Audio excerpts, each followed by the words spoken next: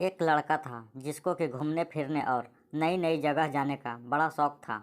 उसके पिताजी एक पुजारी का काम करते थे और इसको भी आगे वही काम करना था। लेकिन वह जानता था कि अगर मैं यही काम करूँगा तो मैं अपना घूमने फिरने का शौक पूरा नहीं कर पाऊँगा। इसने सोचा कि क्यों न कोई ऐसा काम कर लिया जाए कि जिससे उसका शौक भी पूरा हो जाए और काम भी हो।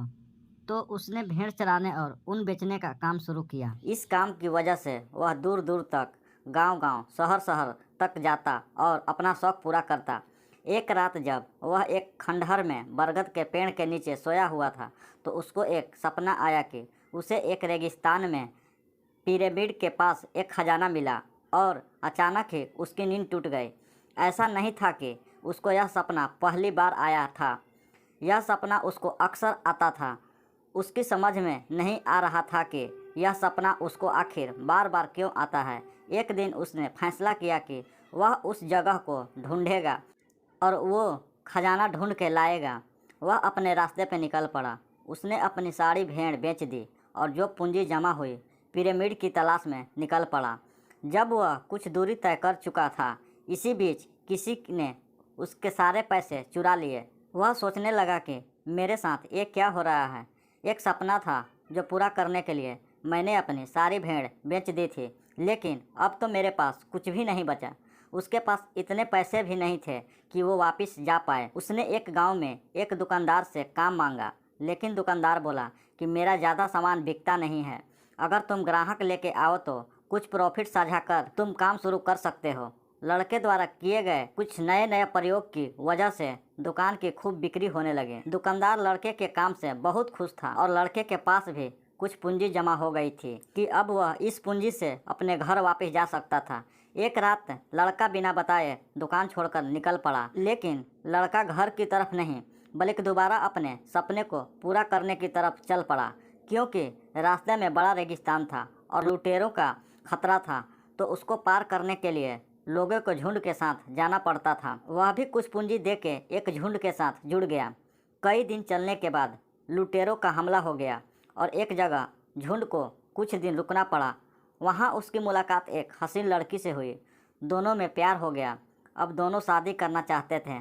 लड़का भी शादी के बाद वहीं बसना चाहता था, परंतु एक दिन फिर उसको अपने सपने की याद आई और वह अपने प्यार को अलविदा कर आगे की ओर रवाना हुआ। आगे का रास्ता भी कठिन था, लेकिन उसके दृढ़ निश्चय के कारण वह आगे बढ़ता रहा। उसे रास्ते में एक व्यक्ति मिला जो कि किसी भी धातु को सोना बनाने की कला को जानता था। उस व्यक्ति ने लड़के में न जाने क्या देखा कि वह वो कला को सीखने को तैयार था जो कि कई लोग करना चाहते थे। उसने लड़के को धातु को सोने में परिवर्तन करके दिखाया और उसे कुछ सोना भी दिया, क्योंकि लड़के की मंजिल कहीं और थी। तो वह इस व्यक्ति को अलविदा कर आगे बढ़ गया। बड़ी कठिनाइयों के बाद अंत में वह उस जगह पहुंच गया जहां का सपना उसे हर बार आता था। यह बिल्कुल वैसा दिखता था जैसे सपने में दिखता था। वह बहुत खुश हुआ। वह समझ गया कि उसकी मंजिल यही है। उसने फटाफट से वहाँ पे गड्ढा खोदना शुरू किया। जैसे ही वह कुछ गड्ढा खोद पाया था और उसे लग रहा था कि अब वह खजाने के बहुत करीब है, अचानक कुछ लोगों ने उस पर हमला कर दिया। उन्होंने उसको लहूलुहान कर दिया और उसका सारा सोना भी लूट लिया। उसको लगा कि यह सोना कहीं से चोरी करके यहाँ लाया है।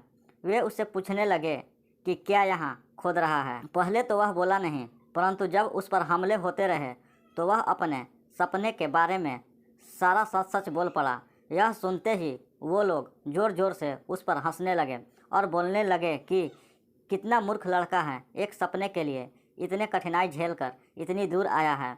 उसमें से एक बोल पड़ा कि सपने भी कभी सच होते हैं। अगर सपने सच होते तो मैं भी निकल पड़ता उसको ढूंढने के लिए। वह आगे बोला कि मुझे भी एक सपना हमेशा आता है कि दूर कहीं एक खंडहर में एक बड़े से बरगद के पेड़ के नीचे एक खजाना छुपा है, लेकिन मैं तेरी तरह मूर्ख नहीं कि एक सपने के लिए इतनी कठिनाई झेल के वह खंडहर और बरगद के पेड़ ढूंढने निकल जाऊं, जो कि शायद हो भी नहीं। लगता है कोई बहुत बड़ा मूर्ख है, इसको मारने का कोई फायदा नहीं। और वे लड़के को वहीं छोड़कर चले गए। लड़का सोचने लगा कि कहीं यह खंडहर और बरगद का पेड़ वही तो नहीं जिसके नीचे मुझे सपना आया था।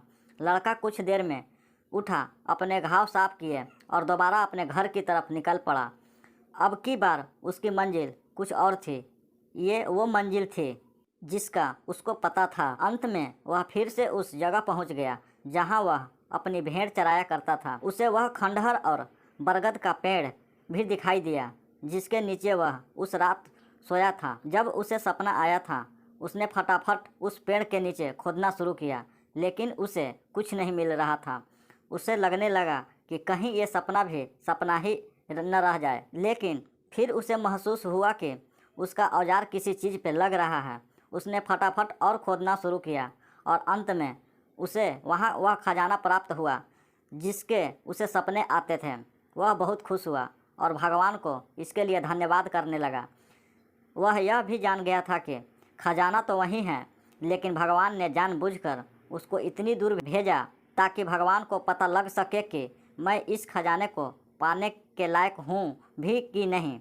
वह खुशी खुशी वहाँ से निकल गया। जीवन का सबसे बड़ा कड़वा सत्य भी यही है, और अगर हम यह ढूंढने के लिए दूर का रास्ता और कठिनाई का सामना नहीं करेंगे तो हम यह कभी भी नहीं जान पाएंगे कि यह खजाना हमारे आसपास ही है। आपको ये स्टोरी कैसी लगी?